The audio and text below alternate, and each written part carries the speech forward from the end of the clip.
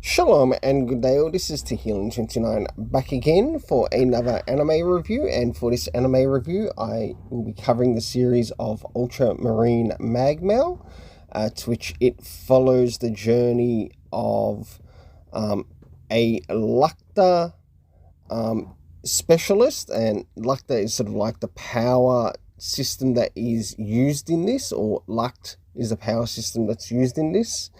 And there are certain people in the series that are called anglers, so they're able to use Luct, but they're sort of like the terminology which they use is called an angler. So I'll get started in regards to sort of like addressing each of the episodes, to which I'll be reading this the episode title along with the synopsis, and what I'll do is I'll do my best to talk about sort of like each episode and then move into the area of my afterthoughts, to which I'll pretty much start now. Episode 1, which is called Angler, and this is where we learn that the main character who we meet in the series is actually an angler and a user of Luct. And with the synopsis, it says, a terminally ill boy asks Inyo to help him find his brother who went missing in Magmell while searching for a rare fruit with strengthening power. So in this particular episode, we do end up meeting this character, sort of like this young lad who's wanting to travel to Magmell and find his missing brother. But by the time he ends up finding his missing brother, we see a lot of corpses as to sort of like with the group of people that he sort of like took with him to find this particular fruit.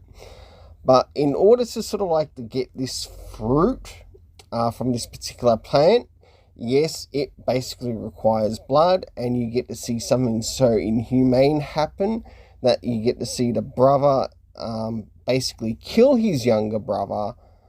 Of course, not long after that, he does get the fruit, to which we have Inyo, after sort of like seeing the act, now has to act to sort of like stop the brother from the stuff that he was originally wanting to do in the first place, to which that happens, and it sort of like turns out as a bit of a very sad ending for the first episode.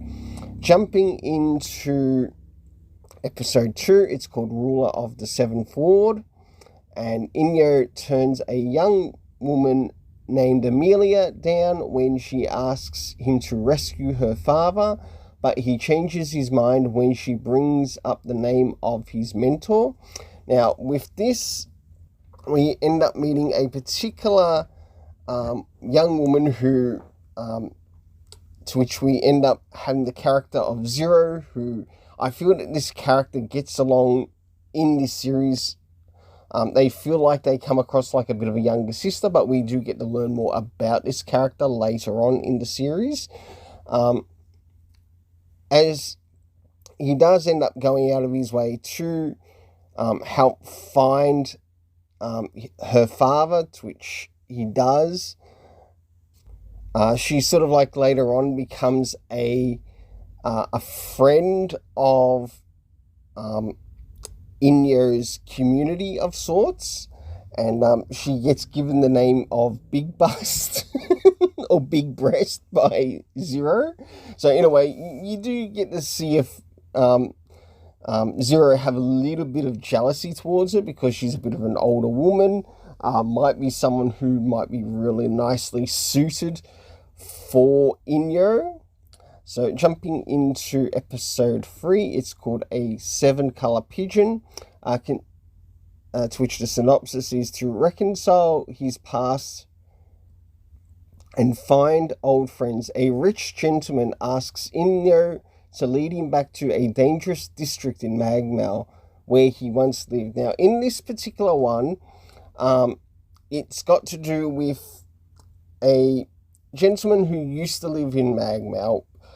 We do get to learn his name, but we also learn that he also had a couple of friends who lived in that particular area where he used to live, And as we get to eventually the character having a reconciliation with them, he sees that his best friends have basically become beasts on Magmell because of how Magmell sort of operates. And I will get to talking a little bit more about Magmell as I start to move into the area of my afterthoughts.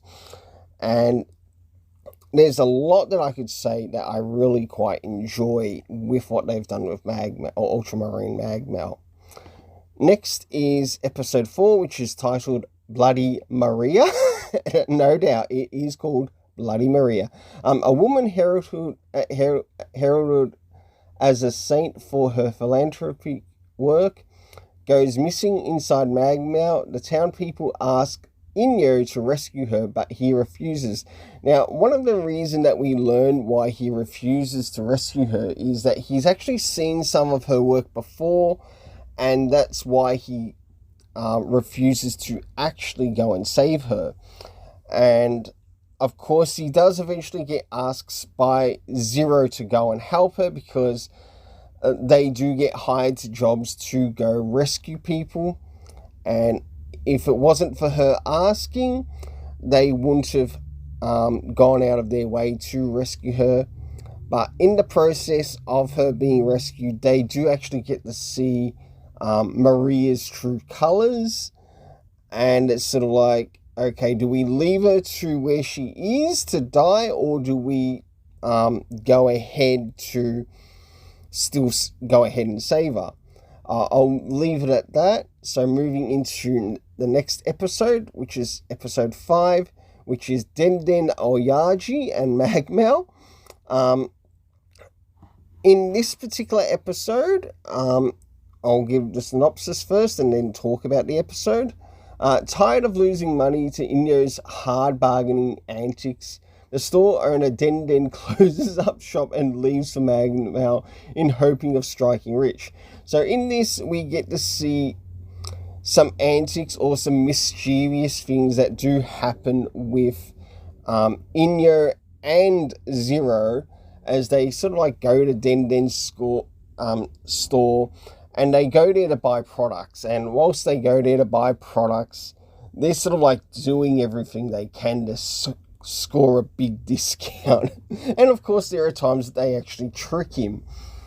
And the many tricks that they do are absolutely hilarious.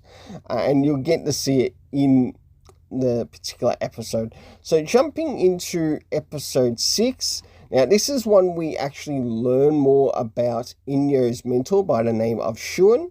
So this is titled The Eye of Shuin.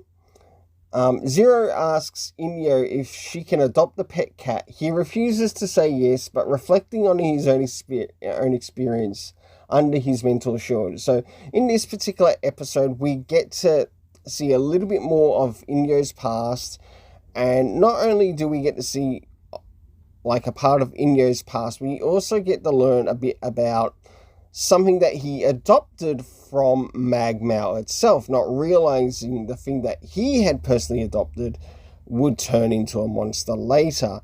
And due to the events, we do get to see something particularly happen. And we also learn a bit of lore as to how he received something on his hat. Next is episode 7, which is titled Erin, spelled E-R-I-N. When Amelia goes missing inside Magmell, her father asks Inyo's help. They reach her last location, but a hostile native threatens their rescue. So in this particular episode, we have the character of Amelia, which is sort of like brought in back from the 2nd episode, returning back to the 7th. And in this, she's sort of like asked to go to a particular location. But we learn that in this location that there are some Magmell natives. And these Magmell natives are called the Erin. And we get to see and understand some of the things that they don't like, but they also get to learn of how the character has has a raw understanding of also how luck works, and has also their own way of using luck to even take down flying objects. No joke. So they're not very fond of technology, but they do like a good play with friends who also use luck. So it's quite interesting. It's something that I'd like to see maybe return again, if they were to do a second season of this. So jumping into episode 8, it's called Old Man and the Coffee Field, to which the synopsis gives us, while out looking for food in Magmell, Inyo is captured by a gruff elderly man who suddenly releases him without incident. Now, in this particular story, we have the character of Inyo, who is sort of like traveling throughout Magmell, and he ends up coming across a particular thing in Magmell, to which there used to be like a coffee field or a bit of an old location where he was. So it's more like a deserted ghost town, and the only thing that's sort of left there is sort of like a coffee field, not just a coffee field, but also like an old cafe, to which we learned that this old man ended up losing his daughter to events that took place in the particular area.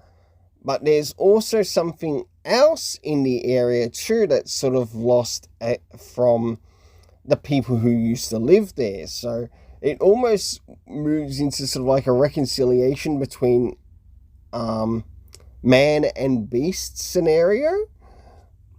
Jumping into episode 9, we have the big it's titled The Big Adventure of Zero.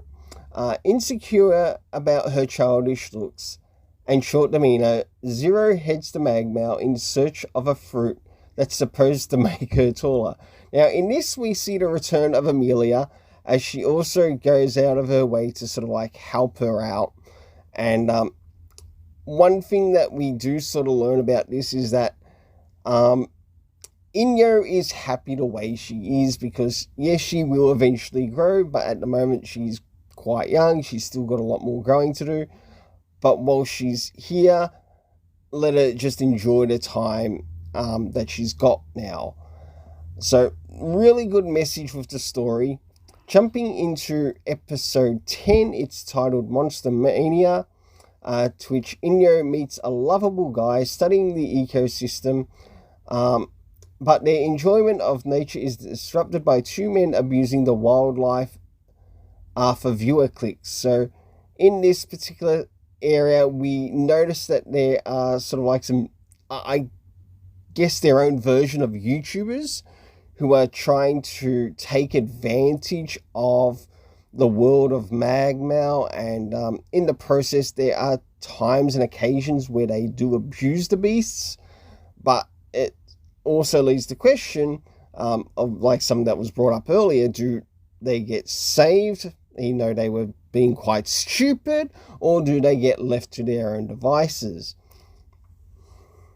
So jumping into the last 3 episodes, these last 3 episodes focus on basically how Inyo and Zero got to basically know each other and come together and eventually work together, where they work in sort of like as an Ultramarine group, and also going out of their way to save people's lives, and also do things and jobs that involve Magmell. So starting off with episode 12, not episode 12, episode 11, which is called Bonded Zero. While Inyo is away, Zero is accosted by her former master, Barton, who threatens to hurt those she cares for unless demands are met.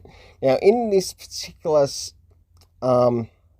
story, we get to see parts of Zero's past, and we learned that she used to go by the name of Unit Zero. She never had like a proper name, but that was more like her allocated name, because she was basically brought up as a slave to Barton in an experimental lab, to which this experimental lab gives rise to sort of like people who are able to use luck.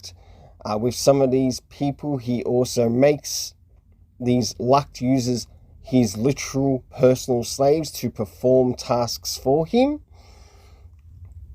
And this gets seen and continued in the next 2 episodes. So with episode 12, it's titled Despair, to which the synopsis is Zero's former master holds her captive to experiment on her once again. Inyo goes to rescue her, but Barton prepares a sinister trap for his rival. Now, in this particular episode, now I think it's within mainly 11 and 12, we start to learn about Inyo sort of like last assignment from Shuin before he sort of like left the scene. And one of the things that he was sort of like ordered to do was go and find sort of like a test experiment, a person by the name of Zero, or to which he's meant to save her. And we sort of like get to see how things take place as to sort of like in the past to in the present. And whilst we move into the area of despair, we have Barton trying to do everything he can to cause doubt to Zero, to sort of like say, okay, Inyo, he's dead. He's no longer alive. But of course, there are always surprises, and they do hold for at the end, and they're really well done. So next is episode 13, which is titled Someday the Two of Us. So in other words, this sort of works a little bit more on like the full partnership and working together, sort of like as, I guess, business partners, with Inyo and Zero. The synopsis is facing a barrage of attacks from Barton and his newly acquired powers. So the newly acquired powers, which we learn that he has gained, is the power of luck. And in this power of luck, we also get to see where he gets those particular powers from, which is someone which was a former friend of Zero's, and they are sort of like transferred over to him, to which once he gets access to those powers, you can definitely see he's power hungry for more and for more and for more, and he'll do anything he can to sort of like show his authority to make the person that was once his slave like feel even more smaller and smaller. And you get to see that a little bit more in regards to some of the events that take place here. Inyo implores the captured Zero to remember her very first day they met, to which that event does actually occur. And when they do eventually sort of like show the flashback and also bring it advanced to the present, Inyo is able to release herself from the bonds that she was once under, which was, I think, really good character growth for Zero. And through that, she was able to go out of her way to help Inyo escape from the clutches of Barton. But not long after that, there's a bit of a fight between Barton and also Inyo. And not long after that, we do get to see a little bit more take place, until eventually they do end up returning back to where their business was at. And one of the things that he talks to her about when they do eventually get back from the place to where Zero was held, is that next time that he goes out to Magmell, he wants to take her with her. And I thought that was really fantastic, to which they left that off. And it really does sort of like open this series to have a second season. And I would love to see a second season of this, as it really does deserve it. Now, moving into the area of the afterthoughts. Now, one thing that I sort of feels that sort of like stands out with this particular series, it's almost as if the creator of this story took an idea from Togashi from Hunter x Hunter, but this area or this idea from Hunter x Hunter, or in other words, I feel that this creator was inspired a little bit by Hunter x Hunter. And it's sort of like if they took some of the characters from Hunter x Hunter and they finally moved them to actually going into the Dark Continent. Magmell felt like the Dark Continent, of which I have sort of read about, because you've got like a number of limitless things that could actually happen there. And in this thing, you've got like a list of threats, but you've also got natives, you've also got some people who live there. Yes, you've got this power system, which is called Lucht, which is also believed sort of like to be the source of maybe where this actually power came from, or this power source may have came from. And that sort of feels like, once again, it's inspired by Hunter x Hunter, but not directly taken from Hunter x Hunter. Moving into the next area, and that is the area of the racing. Now, the key main characters in this series, I feel, were probably were Zero, or Inyo and Zero. The supporting characters would be like characters like Amelia, Den, and some of the other characters that we met. So Amelia and her father, they are the supporting characters. So for the main characters, I give an 8 out of 10. For the supporting characters, also an 8 out of 10. Enjoy the opening and endings in regards to the soundtrack, to which the soundtrack all the way through is pretty well done, to which I give the soundtrack an 8 out of 10. Next is the area of the animation, to which I give an 8 out of 10. And whilst I was looking through the animation, it looks like maybe Billy might have helped in part as well. And to those who know who Billy are, they're known for sort of like things of daily life of the Immortal King, plus many other titles within sort of like the Chinese manhua. Not so much the manhwa, which is Korean. It looks like maybe they played a small part in helping with some of the animation, and I must admit, great job with that, because it really got me to like the characters. Overall story for this, I think it deserves a straight 8.5 out of 10. Well, until then, let's keep it colourful and have yourself an awesome day.